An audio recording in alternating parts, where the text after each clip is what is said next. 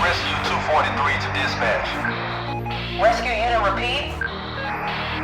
Dispatch, this is Rescue 243. Received 243. Go ahead with your message. 243, we have an officer assist, code blue.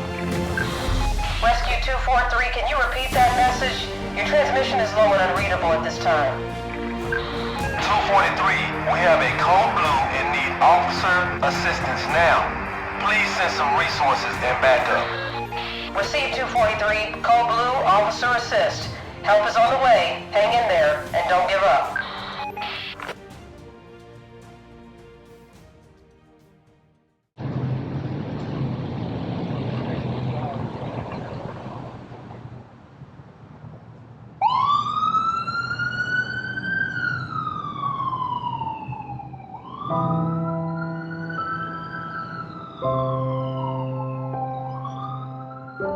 My story began with my son. His name is Taj, and he had been a firefighter for over 10 years. And due to some personal circumstances, as well as work-related stressors, he decided that the best option for him was to take his own life. So 5 years ago, he said goodbye in a text, and my world was forever changed.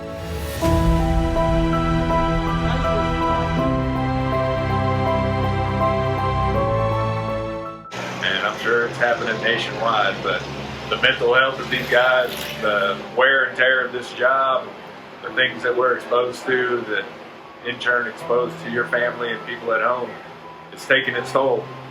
And it's a great thing that she's doing to reach out a resource for these guys to have outside of the fire department. Unfortunately, we're in a business where we don't ask for help much. It's people asking us to help them versus us asking for help ourselves. And it's going to be a tough trait to fix, but something that definitely has to change. Yeah, so I had a friend that he took his own life. He was obviously dealing with some stuff.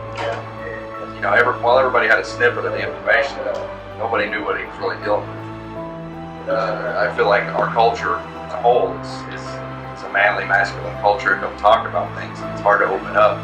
I feel like to the next shift would just be another tool in our toolbox to help guys understand that they're not alone. You're not the only one dealing with this. There's a whole network of us out there. This is not a job that you can take on by yourself. This is not a culture that you can take on by yourself. This is something that without tools in your toolbox, without a peer support network, you're not going to make it. It's not something you can navigate under. I want to make sure that we communicate to everyone that it's okay to share your story. If something's bothering you, feel free, talk to someone, find your mentor, find someone to speak to, and share your stresses and things you're going through. I'm going to share my personal setback, not for myself, but I worked at a station when I was a rookie with one of our drivers who, I was off one shift, and then the next day he asked me to take a mandatory for him. Well, I got out of bed and took that mandatory for him, but a couple of days later, he committed suicide. So, and that still affects me to this day. And this happened, I still have this text message on my phone asking for me to take the mandatory. It's April 10th, 2015. And I still have it in my phone. So it impacted me. So I know firsthand how much harm that it does, not only to the missing person, but also to his family, the people that they impacted on the fire department, because he took me under his wing. He taught me a lot about the engine, about learning the maps and learning the city. So this organization that Ray Schufer is doing is great, and hopefully he impacts and touches many lives going forward. He would tell me what happened sometimes, but what they really need is somebody that's been there, that's done that knows exactly what they're talking about, so that they don't have to say everything. Unspoken silence but empathy,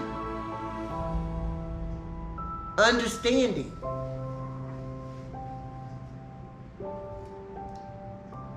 compassion. They need the relational foundation, brotherhood.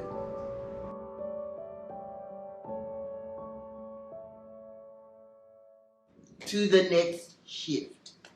The last few years, we've had some tough times, globally, locally, personally, and a lot of us have good coping mechanisms and resources we can use. But for some of us, there's barriers. Maybe you don't want to go through department resources or city resources. That's where Ray Shuford and To the Next Shift is a resource that eliminates that barrier, and I hope it's utilized by everyone who needs it. I met Shu back when I first got on. I've been on the department for 12 years. I was at Station 55 with Shu, and you know, it's a good thing he's doing here with To the Next Shift, just to help us out, help firefighters out. You know, the relationship we built when I was a rookie, him taking me under his arm, kind of showing me the ropes and letting me know everything, you know, what the fire department's about and how to do everything properly, you know, helped me out, you know, to become how I am now 12 years later, a lieutenant. So, you know, it's a good thing he's doing. I always know I can call him if ever I need anything.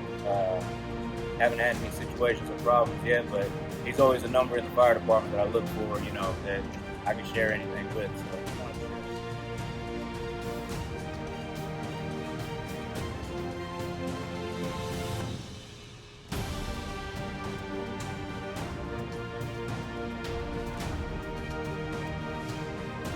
Every day, first responders are there for us, ready to answer the call at a moment's notice.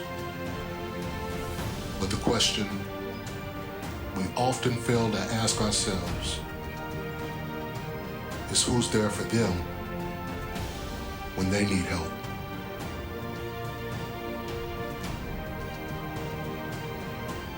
Don't leave them hanging.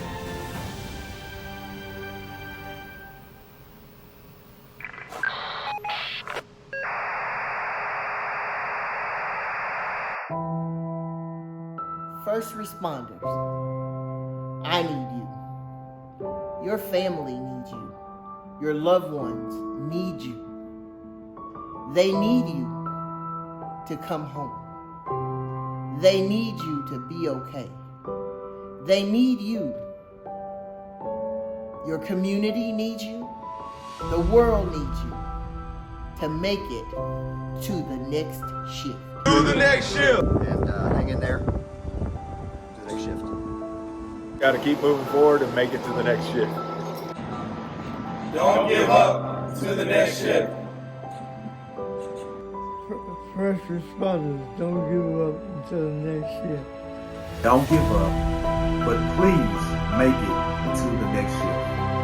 Thank you and God bless.